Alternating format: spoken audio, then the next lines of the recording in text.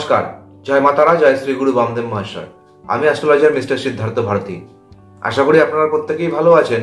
তো আজকে আমার এই ভিডিওর মূল আলোচ্য বিষয় মাসিক লগ্ন ফল। তো মকর লগ্নের মানুষদের ক্ষেত্রে 2024 সালে জানুয়ারি মাস কেমন যেতে পারে তার একটা আগাম পূর্বাভাস আমি আমার এই ভিডিওর মাধ্যমে আপনাদের সামনে উপস্থাপিত করার চেষ্টা করছি। রাশিফল নিয়ে তো বেশিরভাগ জ্যোতিষীর আলোচনা করে, লগ্ন ফল নিয়ে খুব কম জ্যোতিষীরাই বলে। অথচ লগ্ন ফলের পারফেকশন কিন্তু রাশিফলের থেকে অনেক বেশি হয়। তাই আমি লগ্ন ফলকে বেশি গুরুত্ব দিই এবং লগ্ন ফল নিয়ে বেশিরভাগ ক্ষেত্রে আলোচনা করি। এবার চলে এসেছি ভিডিওর মূল আলোচনায়। তো জানুয়ারি মাসে গোচরে অর্থাৎ মহাকাশে গ্রহদের যে অবস্থান থাকবে সেই অবস্থান অনুযায়ী যেটা দেখতে পাওয়া যাচ্ছে, লগ্নের দ্বিতীয়ায় অর্থাৎ কুম্ভ রাশিতে থাকবে শনি গ্রহ, লগ্নের তৃতীয়ায় অর্থাৎ মীন রাশিতে থাকবে রাহু, লগ্নের চতুর্থে অর্থাৎ মেষ রাশিতে থাকবে বৃহস্পতি, লগ্নের অষ্টমে অর্থাৎ সিংহ রাশিতে থাকবে চন্দ্র, লগ্নের নবমে অর্থাৎ কন্যা রাশিতে থাকবে কেতু, লগ্নের একাদশে অর্থাৎ বৃশ্চিক রাশিতে থাকবে শুক্র এবং বকরি বুধ, লগ্নের দ্বাদশে অর্থাৎ ধনু রাশিতে থাকবে মঙ্গল এবং রবি। আর এই গ্রহ অবস্থানগুলো 1 জানুয়ারি 2024-এর উপর ভিত্তি করে আমি বললাম, কারণ মাসিক লগ্নফল যখন ক্যালকুলেশন করা হয় তখন মাসের প্রথম দিনে যে গ্রহ অবস্থান থাকে সেই গ্রহ অবস্থানের উপর ভিত্তি করেই কিন্তু ক্যালকুলেশনটা করতে হয়, এটাই নিয়ম। সুতরাং 1 জানুয়ারি 2024 তারিখে যা গ্রহ অবস্থান সেটা বললাম, আর সেই গ্রহ অবস্থানের উপর ভিত্তি করে যেটা দেখতে পাওয়া যাচ্ছে সেটা হচ্ছে, যদি শরীর স্বাস্থ্যের দিকটা আমি দেখি সেক্ষেত্রে 15 জানুয়ারির পর থেকে আপনাদের স্বাস্থ্যহানির যোগ লক্ষ্য করা যাচ্ছে। অর্থাৎ 15 জানুয়ারির পর থেকে আপনাদের শরীর স্বাস্থ্যগত বিভিন্ন ধরনের সমস্যা লক্ষ্য করা যেতে পারে। যেমন পায়ে যে কোনো ধরনের বড় চোটাঘাত লাগতে পারে, হাড়ের সমস্যা দেখা দিতে পারে, হার্ট সংক্রান্ত যে কোনো ধরনের সমস্যা লক্ষ্য করা যেতে পারে। এছাড়াও মাইগ্রেন এবং ডান চোখ সংক্রান্ত বিভিন্ন ধরনের সমস্যা লক্ষ্য করা যেতে পারে। সুতরাং আপনাদের কিন্তু একটু বাড়তি সাবধানতা সতর্কতা অবলম্বন করে চলতে হবে 15 জানুয়ারির পর থেকে। আর এই ধরনের যদি কোনো রকম কোনো সমস্যা আপনারা দেখেন তাহলে অবিলম্বে কিন্তু ডাক্তারের পরামর্শ নেবেন, অবহেলা করবেন না। নচেত একটা ছোট সমস্যাও কিন্তু অদূর ভবিষ্যতে গিয়ে একটা বড় আকার ধারণ করে নিতে পারে। এবারে যদি আমি আপনাদের ফিনান্সিয়াল দিকটা দেখি সেক্ষেত্রে যেটা দেখতে পাওয়া যাচ্ছে গ্রহ অবস্থান অনুযায়ী, জানুয়ারি মাসের প্রথম অর্ধে আপনাদের আয় বা ইনকাম ভালো থাকলেও ব্যয়ের ওপর নিয়ন্ত্রণ না রাখতে পারলে কিন্তু আপনাদের সেভিংস সংক্রান্ত বিভিন্ন ধরনের সমস্যা লক্ষ্য করা যেতে পারে। আর জানুয়ারি মাসের দ্বিতীয় অর্ধে অর্থাৎ জানুয়ারি মাসের 15 তারিখের পর থেকে আপনাদের ইনকাম সংক্রান্ত বা আয় উপার্জন সংক্রান্ত কিন্তু বিভিন্ন ধরনের সমস্যা লক্ষ্য করা যেতে পারে। আয়ের বিভিন্ন সুযোগ আপনাদের হাতছাড়া হয়ে যেতে পারে। এছাড়াও আপনাদের ব্যয় অত্যধিক পরিমাণে বৃদ্ধি পেয়ে যেতে পারে। সুতরাং এই বিষয়ে কিন্তু আপনাদের কিছুটা সাবধান থাকতে হবে, সতর্ক থাকতে হবে। আমি আবারও বলছি, ব্যয়ের ওপর কিন্তু নিয়ন্ত্রণ রাখতে হবে। এই মাসে আপনাদের ভ্রমণ সুখ লাভের যোগ রয়েছে। আপনাদের এই জানুয়ারি মাসে একাধিক ছোটখাটো ভ্রমণ হতে পারে। আপনাদের বিভিন্ন প্রচেষ্টা ও পরিশ্রমের দ্বারা সাফল্য ও সুখ লাভ হবে। লগ্নে চতুর্থপতি মঙ্গল দ্বাদশে অবস্থান করার ফলে আপনাদের মায়ের শরীর স্বাস্থ্য সংক্রান্ত নানা ধরনের সমস্যা লক্ষ্য করা যেতে পারে এই জানুয়ারি মাসে। সুতরাং আপনাদের মায়ের শরীর স্বাস্থ্যের প্রতি অনেক বেশি যত্নবান যত্নশীল হতে হবে, অনেক বেশি সাবধান ও সতর্ক হতে হবে। এছাড়াও আপনাদের গৃহ সুখ শান্তি বিঘ্নিত হতে পারে।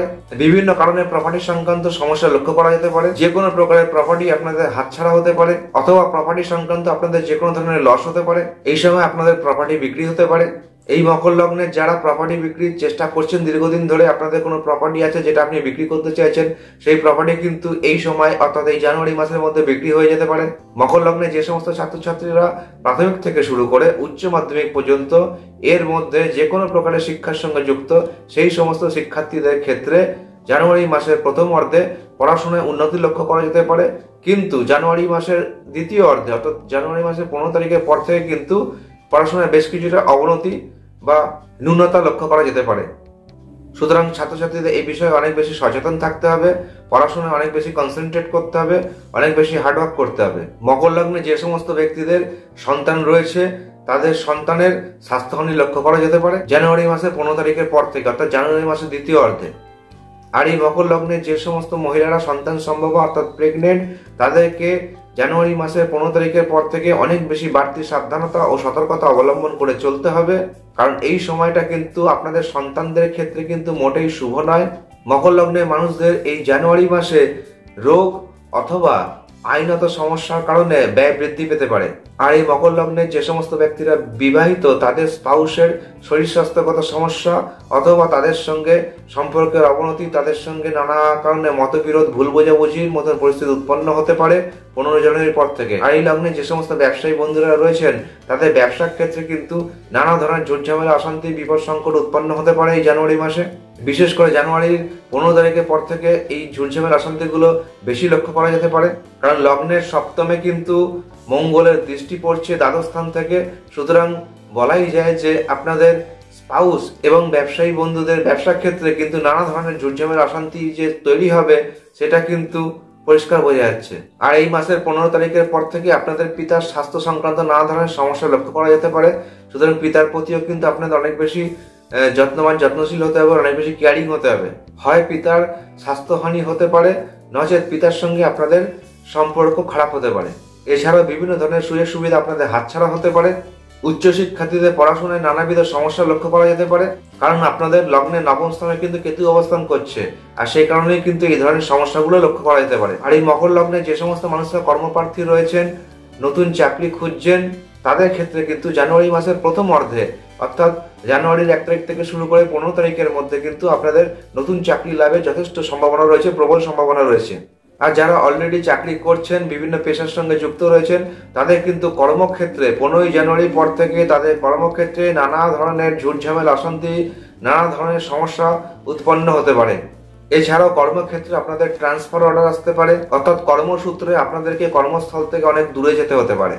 আর এই মকর লগ্নে যে সমস্ত মানুষরা চাকরি করছেন এবং তাদের বর্তমান চাকরিকে তারা ছাড়তে চাইছেন বা ট্রান্সফার নিতে চাইছেন, তাদের ক্ষেত্রে কিন্তু এটা আদর্শ সময়।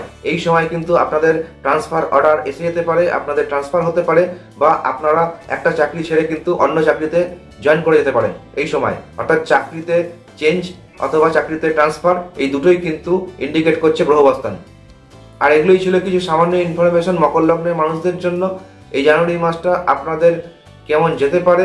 সুতরাং যেসব ক্ষেত্রে আমি নেগেটিভ জিনিসগুলোকে বললাম বা যেসব ক্ষেত্রে নেগেটিভ ঘটনাগুলো ঘটতে পারে, সেই সব ক্ষেত্রে কিন্তু আপনাদের একটু বিশেষ বাড়তি সাবধানতা সতর্কতা অবলম্বন করে চলতে হবে এই জানুয়ারি মাসে।